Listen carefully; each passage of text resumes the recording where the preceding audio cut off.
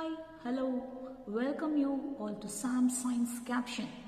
இன்னைக்கு ஒரு சேஞ்ச்காக கிளாஸ் நான் உட்காந்து தான் எடுக்க போகிறேன். நம்ம முன்னாடி அப்லோட் பண்ண வீடியோஸோட கண்டினியூவேஷன் இது. Like types of resistors, combination of resistors இல்லை சிஸ்டம் ஆஃப் ரெசிஸ்டர்ஸ் அப்படின்னு சொல்லி ஒரு டாபிக் அப்லோட் பண்ணியிருந்தோம். ஸோ அது ரெண்டுக்கும் உள்ள கம்பேரிசன் என்ன அப்படின்னு சொல்லி நம்ம பார்க்க போகிறோம். டைப்ஸ் ஆஃப் ரெசிஸ்டர்ஸ் நம்மளுக்கு என்ன அப்படின்னு சொல்லி தெரியும். ஒன்று சீரீஸ் ரெசிஸ்டர், இன்னொரு பேரலல் ரெசிஸ்டர்ஸ். ஸோ இந்த சீரீஸ் கனெக்ஷன் பேரலல் ரெசிஸ்டர்லையும் பேரலல் கனெக்ஷன் சீரீஸ் ரெசிஸ்டர்லையும் இருந்துச்சு அப்படின்னா நம்மளுக்கு என்ன டெரிவேஷன் கிடைக்குது அப்படிங்கிறத இன்னைக்கு பார்ப்போம்.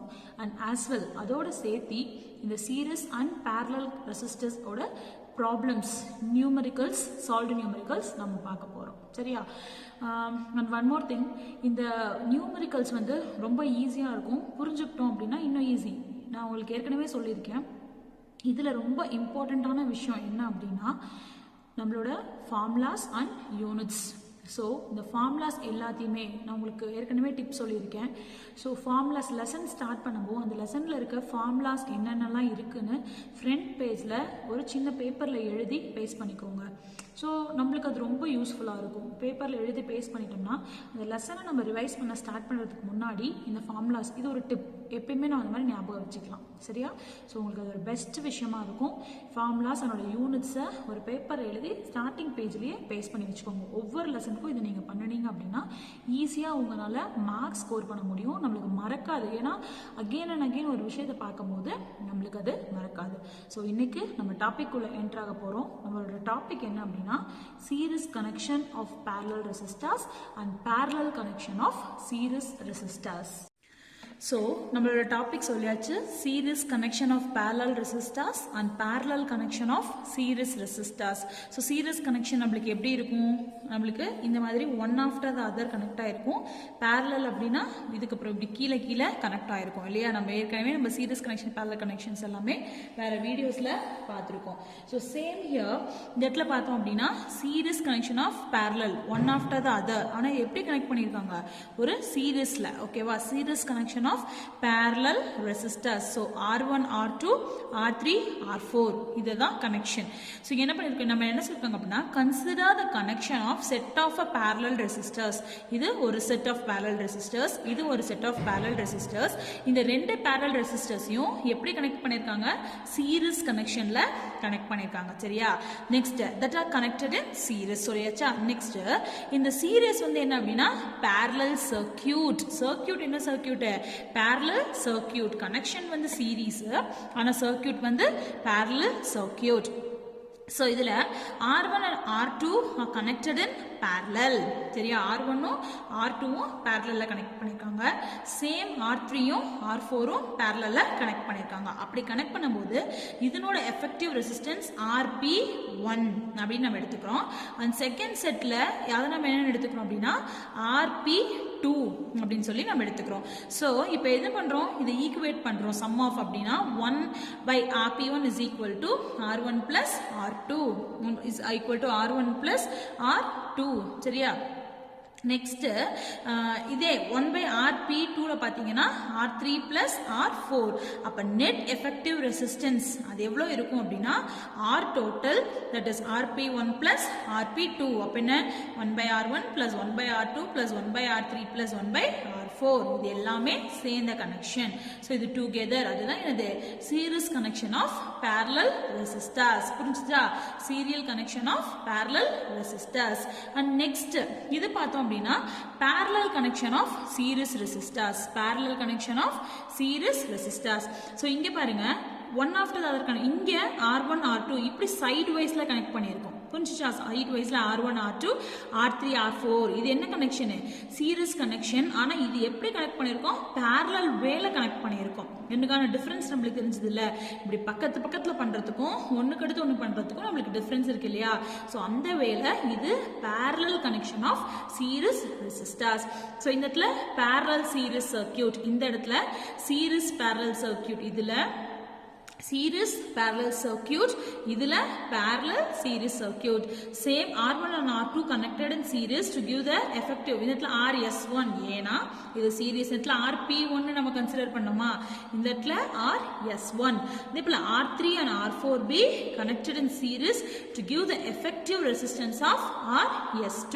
So என்னோட serial segments எப்படி கொடுத்திருக்காங்க பாருங்க. Connected in parallel, RS1 is equal to R1 plus R2. அதேபோல RS2 is equal to R3 plus R4. அப்போ நம்மளோட R total எவ்வளோ, RS1 plus RS2. இதுதான் வந்து series connection of parallel resistors and parallel connection of series resistors. and அதுக்கப்புறம் முக்கியமான ஒரு நேத்து நம்ம சரி இதுக்கு முன்னாடி வீடியோவில் வந்து அப்டேட் பண்ணதெல்லாம் என்னன்னு பார்த்தீங்கன்னா டிஃப்ரென்ஸ் பேரலல் கனெக்ஷனுக்கும் சீரியஸ் கனெக்ஷன்ஸ்க்கும் பார்த்தோம் இல்லையா. சீரியஸ் கனெக்ஷன்னா சிங்கிள் லூப், பேரலல் கனெக்ஷன்னா மெனி லூப். சீரியஸ் கனெக்ஷன்னா one after the other connect பண்ணியிருப்போம், இதில் பேரலலி கனெக்ட் ஆகிருக்கும். அதே போல் சீரியஸ் கனெக்ஷன் வந்துட்டு ஏதாவது ஒன்று நடுவில் கட் ஆகிடுச்சினாலும் அந்த ஹோல் செட்டப்பும் கட் ஆகிரும். பட் பேரலல் கனெக்ஷனில் பார்த்தீங்க அப்படின்னா ஒரு செட்டப் கட் ஆனாலும் ஒரு பல்ப் நம்ம எடுத்துட்டோம் அப்படின்னாலும் மற்ற இருக்க எல்லா டிவைஸுமே வந்து ஒர்க் ஆகும் அப்படின்னு சொல்லி நம்ம பார்த்து முடிச்சோம். சரியா? ஸோ அதோட கண்டினியூவேஷனாக தான் இந்த டாபிக் இன்னைக்கு நம்ம முடிச்சிருக்கோம். நெக்ஸ்ட் இதை பேஸ் பண்ணி இருக்க நியூமரிக்கல்ஸ் இன்னைக்கு நம்ம பார்க்க போறோம். சரியா?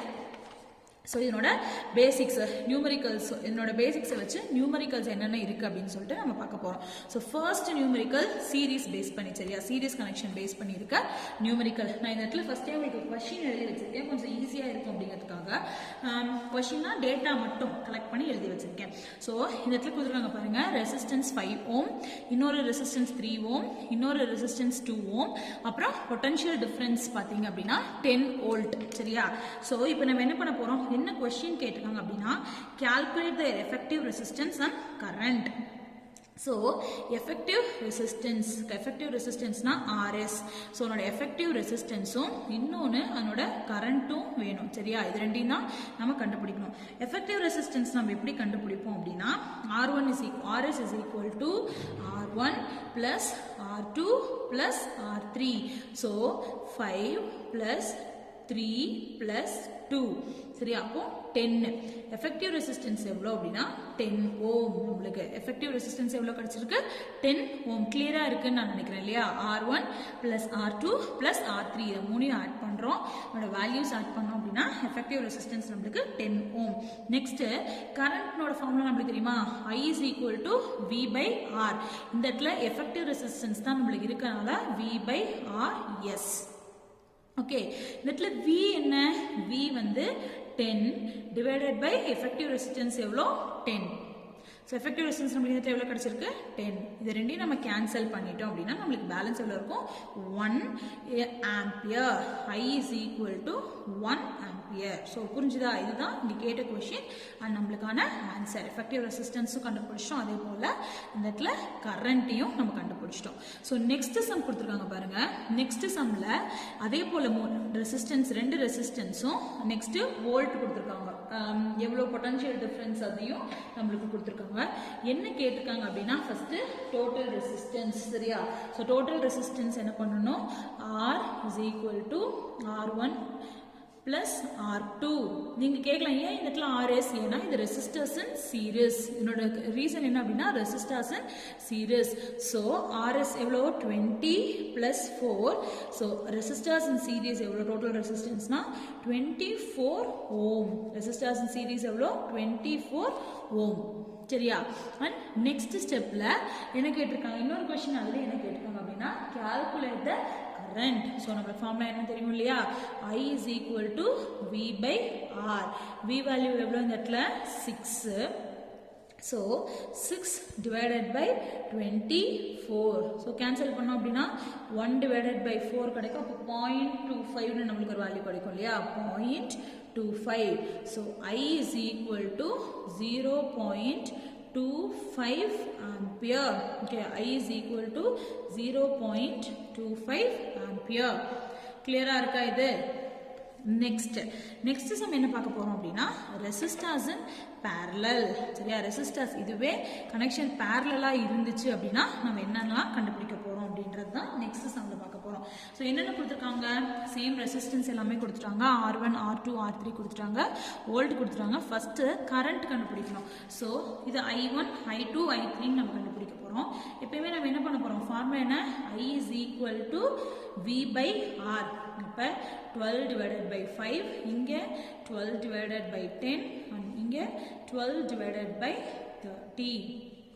புரியுதா என்ன ரீசன்னால எழுதியிருக்கேன்னு, இது R1 இது R2 R3 V/Rங்கனால செப்பரேட்டாக R1 R2 R3 மூணுக்கும் நம்ம எழுதியிருக்கோம். So V divided by R1 இதனோட வேல்யூ எவ்வளோ, V divided by R1 என்ன 12 divided by 5. அப்போ அதனோட வேல்யூ எவ்வளோ அப்படின்னா 2.4 ampere. 12 divided by 10 நம்மளுக்கே தெரியும் 1.2 ampere and 12 divided by 30 அதனோட வேல்யூ எவ்வளோ அப்படின்னா 0.4 ampere. Okay, 0.4 ampere. Next total current. அப்போ டோட்டல் கரண்ட்டுங்கிறது என்னது, I1 plus I2 plus I3, I1 plus I2 plus I3. அப்போ இதை ஆட் பண்ணுவோமா, 2.4 plus 1.4 plus 0.4. அப்புறம் நம்ம ஆட் பண்ணோம் அப்படின்னா நம்மளுக்கு எவ்வளோ கிடைக்கும்னா 4 ஒரு 12 பேலன்ஸ் 1 2 3 4.2 ஆம்பியர் நம்மளுக்கு கிடைக்கும். ஸோ நம்மளோட ஐ வேல்யூ எவ்வளோ 4.2. அப்போ டோட்டல் ரெசிஸ்டன்ஸ் கேட்டிருக்காங்க இல்லையா.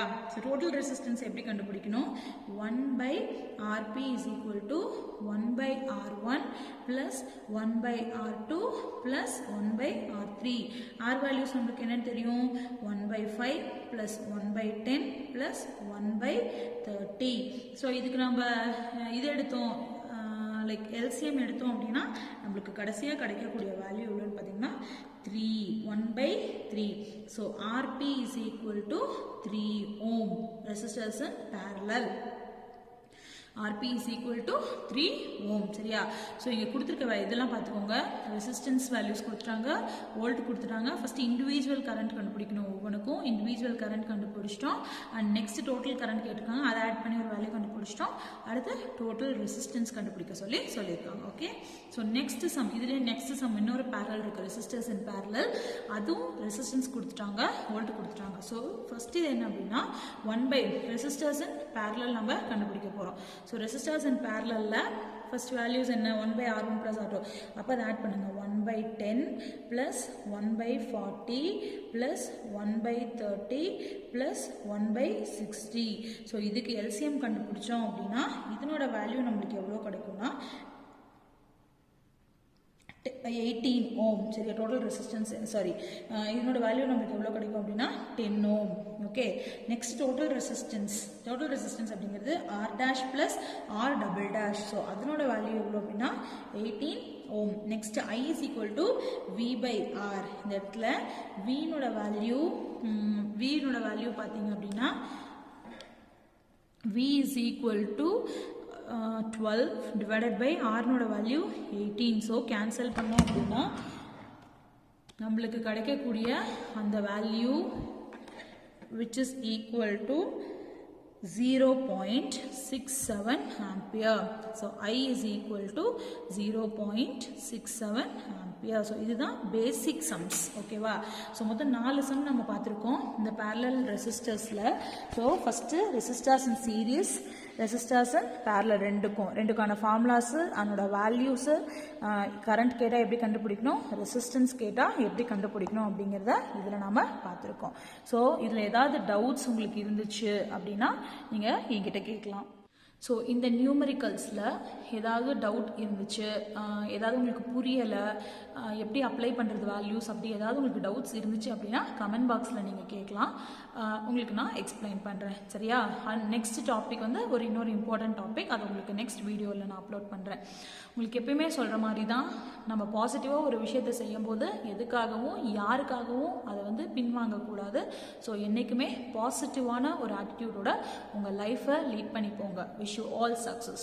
Thank you.